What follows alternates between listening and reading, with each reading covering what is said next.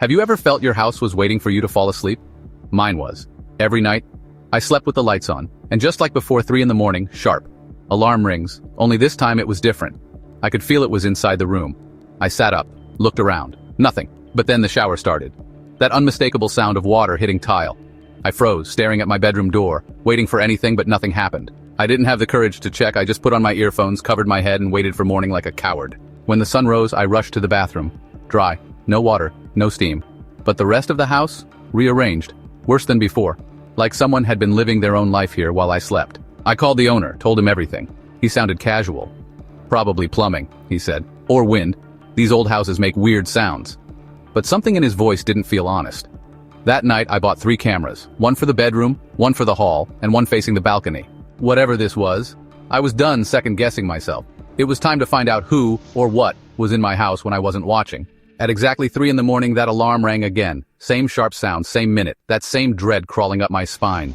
And then I heard it. The shower turned on. Again by itself, my stomach dropped. I grabbed my phone, hands shaking, checked the camera feed. Outside nothing. The main door hadn't moved. But when I switched to the camera in my room, I nearly dropped the phone.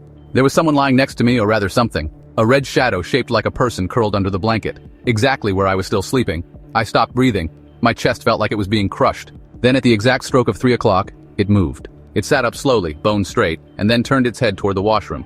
Every movement, stiff, unnatural, like it hurt to move. The figure stood up from the bed, stepped onto the floor. No floating, no vanishing, just heavy footsteps. It walked across the room, each step loud, slow, echoing, like it wanted me to hear. It reached the bathroom door. The light turned on. Water got louder. And the thing walked in. I couldn't move. I couldn't think. I was still staring at the screen, but when I looked around my room, there was no one. Nothing. But on the camera, the red shadow was still there. It was standing in the bathroom now, not doing anything, just standing. Like it was thinking. Like it had every right to be there. And that's when I realized something. It looked like it lived here. Like the house was his. And I was the intruder. I wanted to run. I grabbed the main door handle, but it wouldn't budge. I turned to the back door. Gone. There was nothing. Just solid walls. That's when the panic took over. I dropped to the floor and crawled under my bed, holding my phone tightly. I kept watching, and then the shadow turned. On the camera, I saw it slowly walk back into the bedroom. It stood at the foot of my bed. It turned its head toward the camera, and just stared. Not moving, not blinking, like it knew exactly where I was hiding. I tried to press the call button, call the police, anyone. But the screen was frozen stuck on the CCTV footage. I know it wouldn't let me leave.